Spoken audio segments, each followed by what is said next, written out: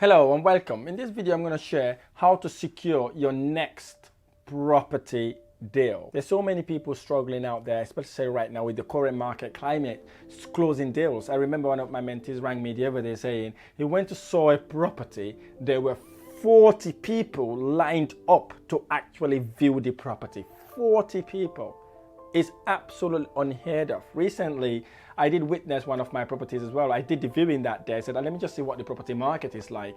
My staff booked the appointment. We had over 45 people. I think it's about 60 people booked the one bedroom basically. Unbelievable. One bedroom was booked. 50 or 55 people booked to see one bedroom. When I was on my way to the place, I was shocked to see the number of people that were lined up in front of my house wanting to view one property. So again, these are the market we are in right now. These are the market that are literally it is a seller's market. So what I'm going to share with you today is how you could actually secure deals regardless what the market climate is. And also, actually, despite these crazy times, there are motivated sellers out there. There are people that are desperately looking to sell their property because there is something that they need to do immediately and quickly. In order for them to be able to do that, they would have to sell that property. So in this video, I'm going to share actually 3 things you need to do to be able to secure your next property deal. Before we get going, if you like my video or any of the videos I've been sharing out there, don't forget to hit the like button below. Subscribe to my channel for more amazing videos. And again, subscribing or liking my channel is what gets the video to be shared with lots of people. So I would really appreciate if you could hit the like button below and subscribe to my channel for more videos. So how to secure your next property deal. Number 1, auction. I know there's a stigma behind auction. I get it. I understand it. And I know someone who's lost hundreds of thousands during auction. But I would like to talk to you slightly for you to understand what I mean by auction, buying in auction. What do I really mean by that? Well, what do I mean by that? Basically, you can buy properties in auction without waiting until the day of the auction. You can buy properties in 2 ways in auction. Number 1, you can actually view the property and put an offer before the auction date, right? You can put an offer, you can go and view the property, put an offer before the auction date. What that means basically, it puts you in front of the queue. The landlords or the homeowner may be worried that the property, right, may not be available or may not be sold during the auction. So again, you've got an opportunity there to actually close that deal straight away. Right? The second best time or the best time to buy property is after the auction.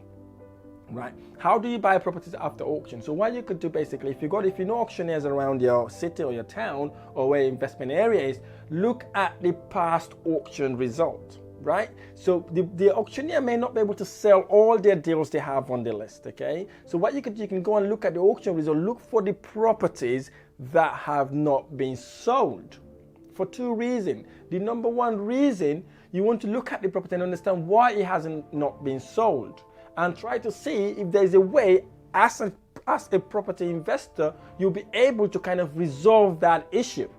Is it to do with adding value to the property? Is it to do with doing more work than necessary?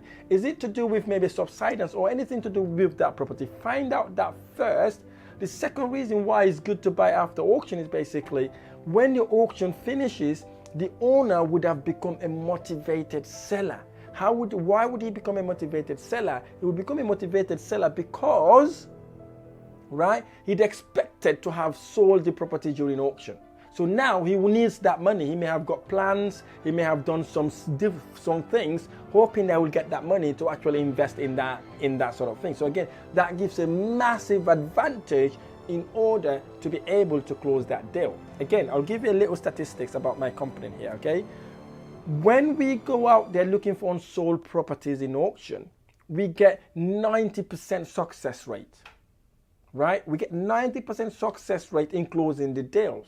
Why? Because we know the landlords are motivated. They want to sell straight away. We go there as a guiding angel that will serve them, get them their property sold immediately. So again, 90% success rate. So if you're thinking about auction, if you don't want to buy it during the auction, wait until the auction finishes, go and look for the unsold properties, and then obviously contact the owners that way. And again, the best thing is you don't have to contact the auctioneer. You can contact the owner directly in order for you to be able to close that deal, and then it gives you the leeway to be able to negotiate and get the property sold as quickly as possible.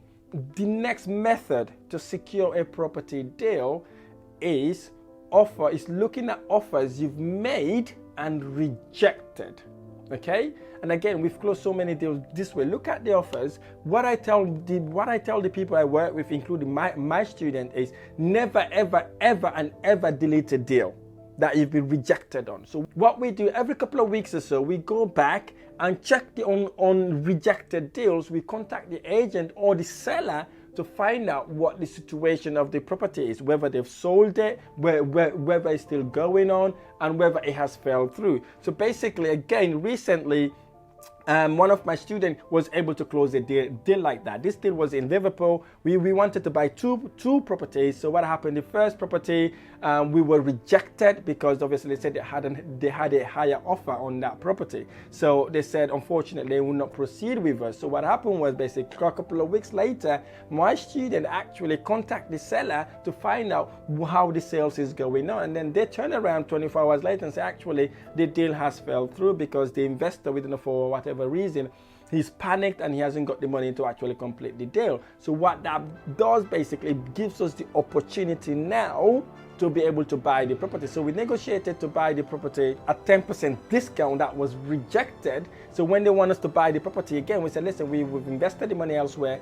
However, we may be able to buy the property at 13 to 14% discount. And again, that gives us another 4% on the deal. So they went there, speak to the landlord. The landlord was motivated, wanted to sell. We got an extra 4% as well. So always, always, always do not delete your deals until you've been told they've been completed, they've been sold, no pending, nothing is pending anymore. Then you can delete. Okay, never ever delete it until you've got that confirmation. Again, that's another way you could get your deal closed without actually doing the hard work. The third way you could secure a deal is basically looking for properties that are for rent and for sale. What do I mean by that? There are some desperate landlords out there or homeowners that really do not want to lose any money. So what they do, they list the properties to rent and they'll also list it for sale, right? If you see a property that's been listed in both sides of that angle, it's an opportunity for you to buy it either significant below market value, or you can structure a purchase lease option on it. Thirdly, you can get a rent to rent deal from it, right? Because the landlord is desperate. They want to get money out of that property desperately, so they can do any of these strategies with you. Recently, a lady contacted me, told me she's got a friend who's literally struggling with their property. They're paying higher interest rate, and the property is in negative equity, and now they want us to kind of help them either sell or rent the property. So they will be in that sort of situation, and you as an investor, you go there, try to serve these people, genuinely serve them. You will get a massive reward in working with these sort of people. So again, these are the things you could do to actually get deals without actually struggling too hard for it. Keep an eye, keep it peel high. If you see a property got for sale and for rent on it, contact the agent, or you do your due diligence in your gold mine area. Look for sale properties and look for rental property. Have the two screens and compare and see which of these properties are actually on for sale and for rent. Another easier way to do this is also ringing the agent to find out. Introduce yourself, obviously, tell them who you are, tell them you're looking for a property that's on for sale and for rent, if they have anything like that in their property portfolio.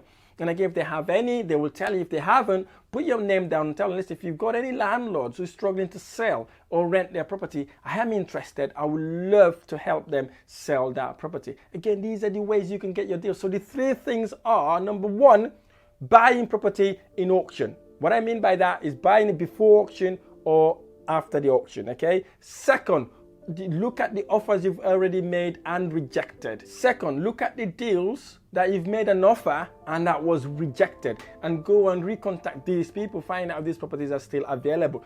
Third, look for properties that are for rent or for sale, or for sale. Basically, you may be able to structure yourself a deal there that would allow you to close these properties at a significant below market value. I really hope this video has been helpful. If this video has been helpful, don't forget to hit the like button below, subscribe to my channel for more amazing videos. Thank you so much for watching.